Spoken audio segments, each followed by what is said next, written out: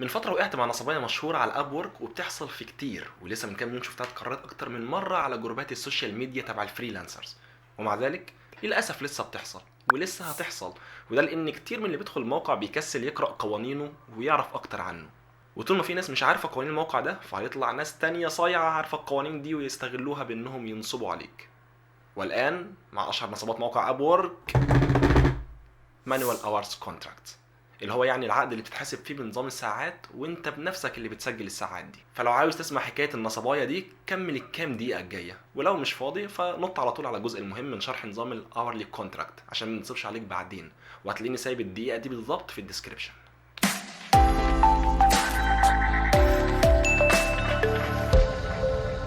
من فتره جالي عميل طلب مني شغلانه انا بعملها في الطبيعي ب$50، وبعت لي انفايت على الشغلانه دي وقال لي تقدر تعملها ليا ب$1500. اه والله قال لي كده، وقال له ان ممكن يعلي السعر كمان لو عملتها في وقت اسرع، وده لان الشركه عندها ميتنج ضروري وهتحتاج الحاجه دي في اسرع وقت، وهيبقى في شغل مستمر بعدين بس مش بالسعر ده اكيد، يعني ده فقط سعر لانه مستعجل عليها. فطبعا اول حاجه خطرت على بالي انه ده اكيد عبيط، بس الحقيقه انك قصاد الارقام الكبيره بتفكر ما يمكن هو فعلا ما يعرفش سعر الحاجه ديت، وهي كده كده سهله ليا يعني، فما اعملها واشوف. فقشطه يا ريس، يلا نشتغل عليها دلوقتي. يلا يا باشا هبعت لك كونتراكت دلوقتي حاليا، فيكسد كونتراكت، اللي هو تحط الفلوس كلها كامله تدفعها لاب وورك، وانا لما اخلص وابعت لك الشغلانه واسلمه لك اب وورك تسلمني فلوسي. رد عليا ورفض وقال لي لا انا بشتغل بنظام الاورلي كونتراكت بس، وده عشان انا عاوز اعرف انا بدفع فلوسي لايه، فلو الشغلانه دي هتاخد منك 10 ساعات مثلا هحسب لك كل ساعه ب $150، ولما تسجل الساعه ديت ابعت لي انت خلصت ايه فيها.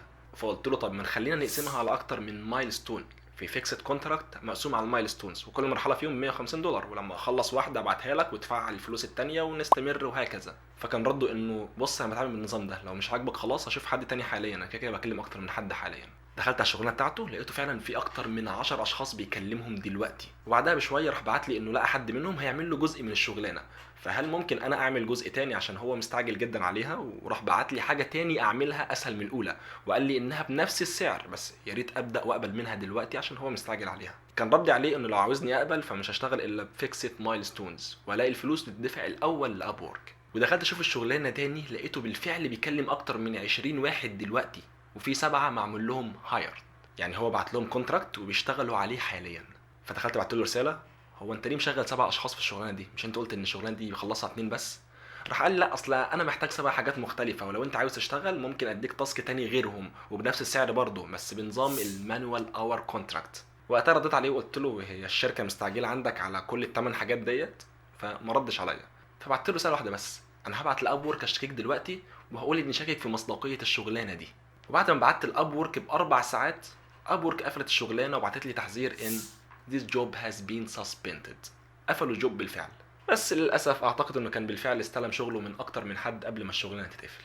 العميل ده بكل بساطه هتبقى الفيزا بتاعته رقم واحد ما فيهاش فلوس، لان ما دام بتسجل بالمانوال اور، فاب وورك فقط بيحاسب الفريلانسرز على شغلهم كل يوم 2 في الاسبوع. فعقبال ما يجي يوم الاثنين وتيجي تستلم فلوسك هتلاقي بكل بساطه العميل مسجل لاب وورك فيزا ما فيهاش فلوس. ده غير انه بكل سهوله جدا ممكن يقدم لاب وورك ان الشغل ده مش هو اللي كان طالبه وهيرجعوا له فلوسه، ده فرضا لو هو اصلا دفعها.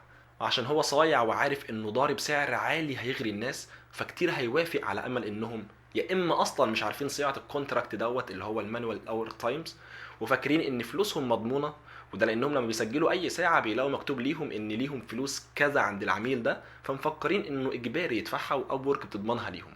او ممكن يكونوا عارفين انه ممكن يتنصب عليهم بس بيقولوا ما يمكن يطلع عميل ابن حلال وبيتكلم بجد والفلوس كتير ودي حاجه سهله هنعملها بكل بساطه. فبكل بساطه في اب وورك لما تيجي تشتغل مع حد بنظام الساعات بيبقى في طريقتين مختلفه، يا اما تستعمل برنامج تبع اب وورك اسمه اب وورك ديسكتوب تايم تراكر، او انك انت اللي تسجل ساعات شغلك بنفسك عن طريقه مانيوال. الفرق بين الاتنين انك لو فاتح البرنامج بتاعهم وانت بتشتغل فهو بيحسب وقت الشغل لوحده وبيحاسب العميل عليه تلقائي وفلوسك بتبقى مضمونه عليه، وده لان البرنامج بيصور الجهاز بتاعك كل شويه ويبعت الصور دي للعميل عشان يعرف انت كنت فاتح ايه وقتها وشغال على ايه في التايم اللي انت اشتغلته ده. وكمان بيحسب الاكتيفيتي ليفلز بتاعتك، يعني عملت كام كليك وكتبت كام كلمه في الوقت دوت، بمعنى اخر انت كنت بتشتغل فعلا ولا فاتح الصفحه بتتفرج عليها كده وبس ومش بتشتغل. وقتها فلوسك بتضمنها من اب وورك، والعميل ما يقدرش يعترض على ده الا لو كان في وقت هو شافك مش شغال فيه ومش فاتح الشغل بتاعه فيه، لان الجهاز بتاعك بيتاخد له سكرين شوتس، او لو كانت الاكتيفيتي ليفلز بتاعتك قليله جدا، يعني فاتح الصفحه وما بتعملش اي حاجه وبتتفرج عليها. وده على عكس المانوال تايم، يعني انت اللي تسجل الساعات بتاعه الشغل بتاعك، وده بتستعمله في وظائف كتير اللي انت مش هتعرف تكون فاتح البرنامج فيها وقتها. وابورك قايله جمله مهمه جدا: manual time does not qualify for Upwork hourly protection. يعني فلوسك مش مضمونه في البرنامج بتاعنا اللي بيضمن للناس فلوسهم. طيب ايه هي الكرايتيريا عشان تبقى تحت الابورك هاوري بروتكشن، او ان في ابورك تضمن لك فلوسك واجباري تاخدها؟ هنلاقي موقع ابورك نفسه بيقول انك تكون شغال بالساعات مع عميل عنده طريقه دفع موثوقه، واكونتك معلهوش مخالفات، وبتشتغل بالبرنامج بتاعهم، وتكون الاكتيفيتيز بتاعتك في الشغل ليها علاقه بشغل العميل، وتكون بتكتب ملاحظات انت اشتغلت ايه في الكام ساعه دول، اللي هي ميمو. ودي نقطة مهمة، لأن كان واحد كاتب إن عميل اشتكى لأبورك وأبورك خصم ساعات شغله لمجرد إنه فقط مش كاتب هو عمل إيه في الوقت ده. ودي حقيقة حاجة مهمة، يعني أنت بتشتغل مع عميل مستأمنك على فلوسه وبيقول لك اشتغل وسجل ساعات شغلك وأنا هحاسبك عليها، فعلى الأقل احترم العميل ده وفهمه أنت كنت بتعمل إيه في الساعات ديت. اكتب له حاجة في الميمو اللي بتظهر هنا لما بتيجي تقول له أنا اشتغلت كذا في عدد الساعات ديت. طب لو قلنا الابورك ايه يا باشا اللي مش محمي عندكم، اول حاجه هنلاقيها هم كاتبين اد مانوالي، اللي انت تحط التايم بتاعك والساعات بتاعتك مانوالي بنفسك بنسبه 90%. وده من كلام الناس على ابورك، ان لو العميل اشتكاك في الشغل بساعات المانوال تايم، ابورك هتقبل كلامه حتى لو كان هلس، وهتتلغي منك الساعات دي وهترجع له فلوسه ما دام اشتكاك بعدها على طول. طب ايه العمل؟ ما اشتغلش بمانوال اور كونتراكت؟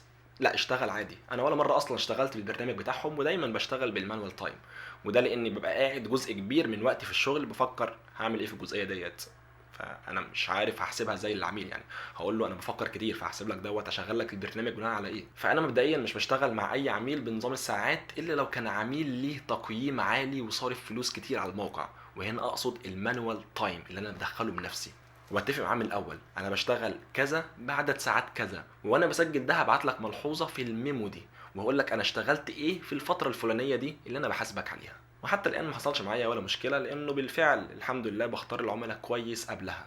فمش اي شغلانه تبع المانوال اور كونتراكت تقبلها، ولو مش ضامن العميل اشتغل عن طريق الاب ورك تايم تراكر عشان تضمن فلوسك. ربنا يوفق الجميع، والسلام عليكم.